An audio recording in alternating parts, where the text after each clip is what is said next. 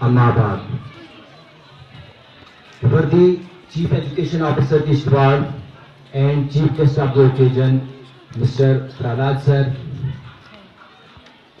respected Chairman of Al-Hilal Education Institute, Javed sir, Iqbal sir, esteemed parents and dear students.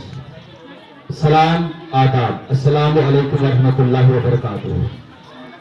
सबसे पहले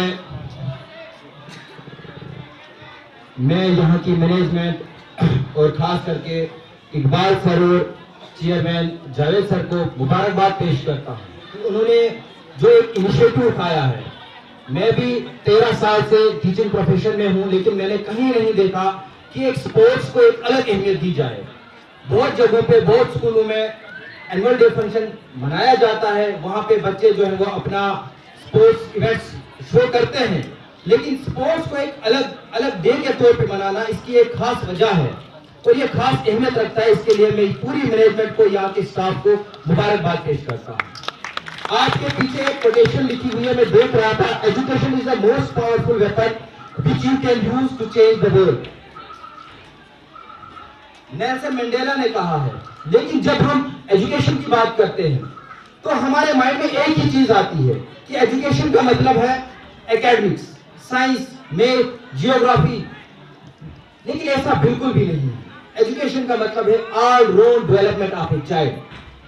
हर एक बच्चा जो ऊपर वाले ने हर एक बच्चे को खास बनाया है। जैसा अभी प्रहलाद सर ने कहा, एक बच्ची जो लोहीदार से, जिसका नाम शीतल देवी है, उसके हाथ पांव भी नहीं है, लेकिन उसने पूरे हिंदुस्तान को, न सिर्फ पूरे किश्तवाड़ को, न सिर्फ यूटी को, बल्कि पूरे हिंदुस्तान को अंतरराष्ट्रीय सतह पे उसको नाम दिया, उसको मशहूर किया।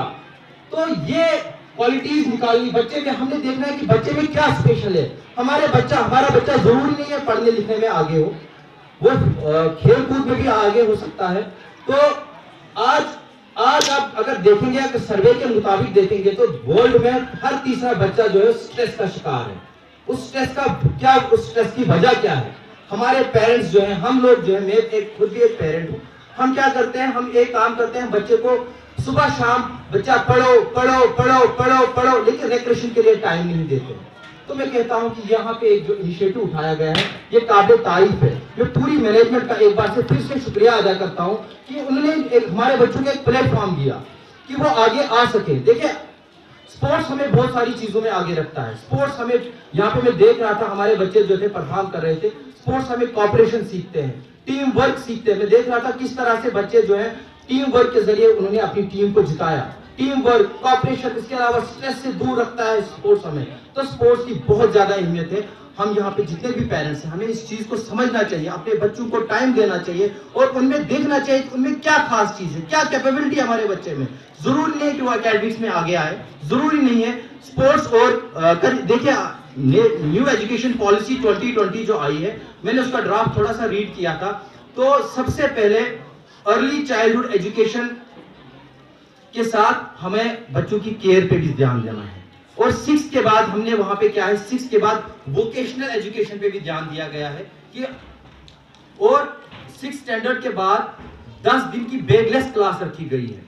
वो चीज खत्म हो गई कि हम बच्चों को ठूस रहे थे कि बच्चे सिर्फ एकेडमिक्स की तरफ जाएं। और मैं आपको बता दूं, जो हम 12th के बाद हमारा BA, BSc, BCom होता था, वो सारा खत्म हो गया है। अब सब्जेक्ट्स की कोई बंदिशें नहीं रहेंगी। अब आप ओपन है, जो सब्जेक्ट आप पढ़ना चाहें वो आप पढ़ सकते हैं। आपका जो रिपोर्ट कार्ड है वो 360 डिग्री होगा, जिसमें आप गेम्स में क्या कर रहे हैं, आप स्पोर्ट्स में कितना कर रहे हैं, आप एक्स्ट्रा करिकुलर एक्टिविटीज में क्या कर रहे हैं, वो सारी चीजें उसमें देखी जाएंगी। और मैं यहाँ की मैनेजमेंट से भी एक गुजारिश करूंगा कि आपके पास बच्चे बेशक 6 घंटे होते हैं, लेकिन पेरेंट्स जो होते हैं वो टीचर्स जो होते हैं वो सेकंड पेरेंट्स होते हैं। वो पेरेंट्स का रोल अदा करते हैं। वो बच्चों में देखें किस बच्चे में क्या सलाहियत है और वो उस बच्चे को उसी फील्ड में आगे डालें।